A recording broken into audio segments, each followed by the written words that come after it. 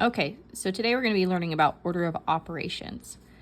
So our essential question is, why is the order of operations important? So hopefully by the end of the lesson you'll be able to answer that. This should be review, so let's talk about the acronym that we have. We use the acronym PEMDAS to explain how to solve problems using order of operations. And something that sometimes people get stepped up upon is parentheses. When we say parentheses, we mean that you need to simplify inside the parentheses. So if I already have like parentheses with 2 inside, that doesn't need to be simplified, so then I can move on to the next step, which would be exponents. Okay, so then you would apply exponents.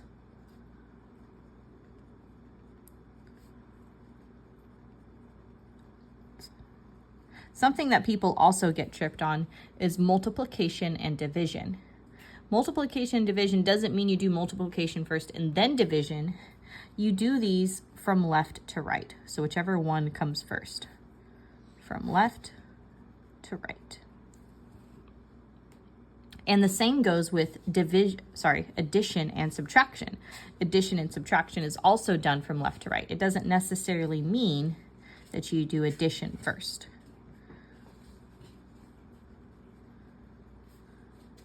So today, what we're going to do is we're going to use PEMDAS in order to solve our problems. So moving on to the first example.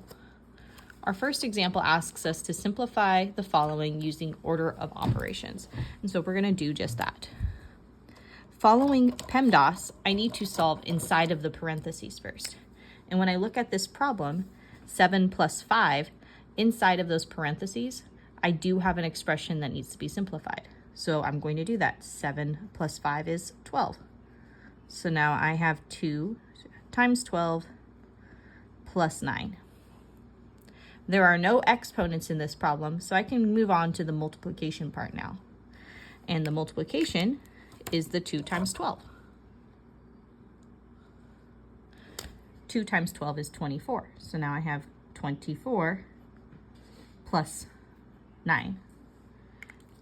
And then finally, I get to finish with the addition.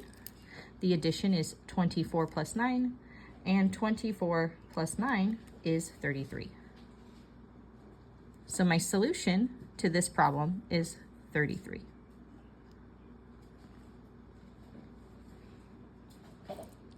We're going to move on to example B now. Example B, we're still going to use order of operations. Now here, when I use order of operations, I do have things to solve inside the parentheses, not with the 5, but with the 9 plus 1. So I'm going to start there. 9 plus 1 is going to become 10. So now my expression is negative 2 times 5 squared plus 3 times 10. This is where I need to apply the exponent. So the exponent in this problem is the 5 squared. Notice that I'm not going to multiply the negative to the 5. I actually have to apply the exponent of 2 to the 5 first. This means I need to figure out what 5 times 5 is. So negative 2 is going to be times 25, because 5 squared is 5 times 5, and 5 times 5 is 25. So now I have negative 2 times 25 plus 3 times 10. All right, we're done with exponents, so we get to go to multiplication now. Multiplication is from left to right. So I'm going to do negative 2 times 25 first, which is negative 50.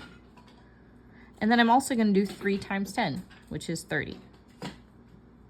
So my last step is going to be to find the sum of negative 50 and positive 30. And so negative 50 plus 30 is negative 20. And that is my solution.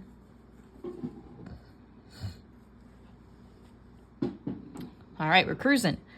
So moving on to example C. Example C looks a little complicated, but we're going to find that it's actually not that bad. So I'm going to move up my paper so we can see it a little bit better. So here, when we're dealing with this type of problem where you have these multiple sets of parentheses, we're going to start with the innermost parentheses first. So here, the innermost parentheses is 1 minus 2. So I'm going to start there. 1 minus 2 is going to be negative 1. So this expression is going to simplify to negative 1 squared. And then 7's being multiplied to that. Negative 3 is being added to that. And then 5 is on the outside. And I have 1 plus 5. And the whole thing is cubed. So this looks super complicated, but it's not that bad. You'll see why in just a second. So now I need to apply the exponent. Yes, the inside of the parentheses still needs to be simplified, but part of simplifying inside of the parentheses means I need to apply this 2 to the negative 1 because I can't simplify inside of these parentheses until that 2's been applied. So I'm going to do that. Negative 1 squared. Negative 1 squared is actually going to be positive 1 because remember, a negative times a negative is always positive. So this becomes positive 1. I'm multiplying it by 7. I know it doesn't bother you, but it will bother me, so I'm going to switch it back to blue since that's what we had first for exponents. And then plus negative 3. 5's being multiplied to that. And notice as I go along, I'm actually losing exponents, which is, sorry, not exponents, but parentheses. And that's because I'm simplifying the problem, so I'm not going to need as many parentheses as I move forward. Okay. All right, so still thinking about working with PEMDAS, this inside of the parentheses needs to be simplified, before I can move on to the outside part. And so that means that I do actually need to apply the multiplication. So here it does get a little funky, but you're focusing, it's like you're hyper-focusing on one part of the problem at a time. And here I'm hyper-focusing on just the set of parentheses. I'm ignoring what's going on the outside and just focusing on what's inside of these parentheses. So let's do 7 times 1. 7 times 1 is 7. So now I have negative 3 plus 7 in this innermost parentheses. There is that 5 on the outside, and I'm adding 1. And then the whole thing is still cubed. All right, still focusing on that innermost parentheses. I have some addition in here. Negative 3 plus 5 is 4. So now I have 5 times 4. 1 is being added to that. And the whole thing is cubed. We're still moving inside of the parentheses. So focusing just on this set of parentheses, not looking at the exponent yet. Inside of those set of parentheses, the first thing that needs to be done is the multiplication. So I'm going to do 5 times 4. All right, 5 times 4 is 20. So now I have 1 plus 20 to the 3rd power. Again, dealing with that addition inside of those parentheses, not applying the exponent yet. 1 plus 20 is 21. And this is cubed. So this does not mean I'm going to do 21 times 3. Remember, this means I'm doing 21 to the 3rd power, which is 21 times 21 times 21.